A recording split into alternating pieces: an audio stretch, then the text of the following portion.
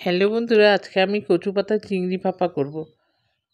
এই রেসিপিটা খেতে দুর্দান্ত লাগে গরম গরম ভাতের সঙ্গে। দেখুন, আমি কচু পাতা নিয়ে নিয়েছি, কচি কচি পাতাগুলো ভালো করে ধুয়ে রেখেছি। এবার আমি কুচিয়ে নেব।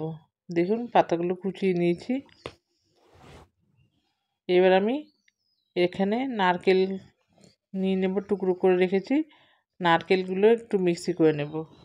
আমার রেসিপিটি যদি আপনাদের ভালো লাগে তাহলে লাইক, কমেন্ট, শেয়ার করবেন। আর নতুন বন্ধুদের বলছি, প্লিজ সাবস্ক্রাইব করে আমার পাশে থাকবেন। পাশের বেল আইকনটিও ক্লিক করে দেবেন, তাহলে সমস্ত ভিডিও নোটিফিকেশন আপনাদের কাছে পৌঁছে যাবে সবার আগে। আর পুরনো বন্ধুদের অনেক অনেক ধন্যবাদ আমার পাশে থাকার জন্য। এখানে দেখুন, আমি চিংড়ি মাছ বেছে ধুয়ে রেখেছি। এবার লবণ আর হলুদ মাখিয়ে রাখলাম। আর লাগবে, আমি এখানে সর্ষের গুঁড়ো নিয়েছি, এটা একটু জলে গুলে রাখবো।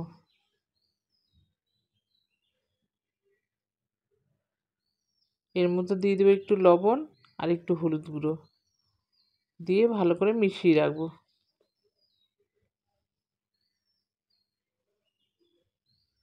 গরম গরম ভাতের সঙ্গে এরকম চিংড়ি দিয়ে কচু পাতা করলে দারুণ লাগে খেতে। আপনারা অবশ্যই একবার ট্রাই করে দেখবেন। দেখুন, এবার আমি কড়াইয়ের মধ্যে দিয়ে দিলাম কুচনো পাতাগুলো।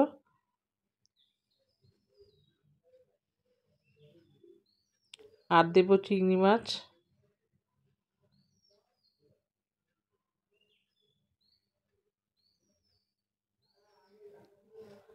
আর স্বাদ মতো লবণ দিয়ে দেবো। আর দেবো হলুদ গুঁড়ো।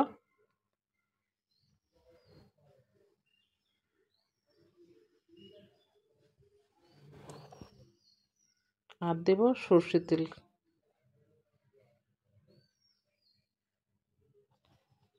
এই রান্নাটা এতই সহজ যে নতুন রাঁধুনিরা চোখ বন্ধ করে করতে পারবে। দেখুন, আমি এর মধ্যে দিয়ে দিলাম চিরা কাঁচা লঙ্কা, আর দিয়ে দিলাম সর্ষে যে গুলে রেখেছিলাম সেই সর্ষে বাটাটা। এবার দেব নারকেল কোড়া,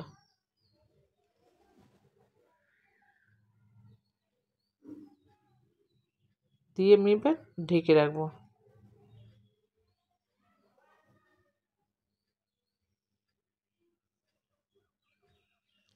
এবার ঢাকনা খুলে আমি সব কিছু মিশিয়ে দেব। পাতাগুলো একটু কমে গেছে।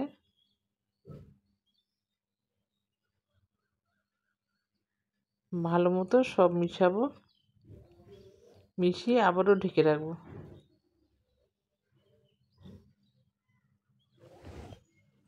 আমার তো ভীষণ প্রিয় এই রেসিপিটা, আমি প্রায় মাঝে মাঝেই করি। আপনারাও অবশ্যই একবার দেখবেন। আবার আমি ঢেকে রাখলাম। দেখুন, জল উঠে গেছে।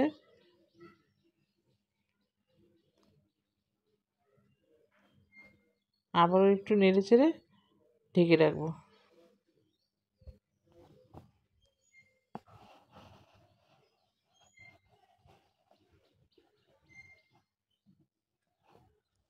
দেখুন, জলটা শুকিয়ে গেছে।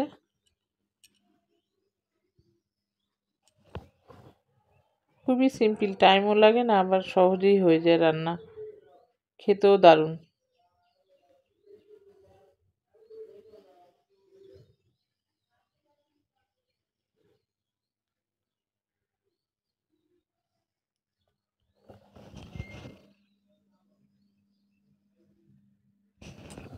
এবার দিয়ে দেবো স্বাদ মতো মিষ্টি। খুব বেশি মিষ্টি লাগবে না, কারণ নারকেলের একটা মিষ্টি আছে, সেই জন্য আমি অল্প করেই চিনি দিলাম। যারা পছন্দ করে না দেবেন না চিনি। দেখুন, হয়ে গেছে, আমি সার্ভ করে নিয়েছি। আবার দেখা হবে পরবর্তী ভিডিওতে। ধন্যবাদ।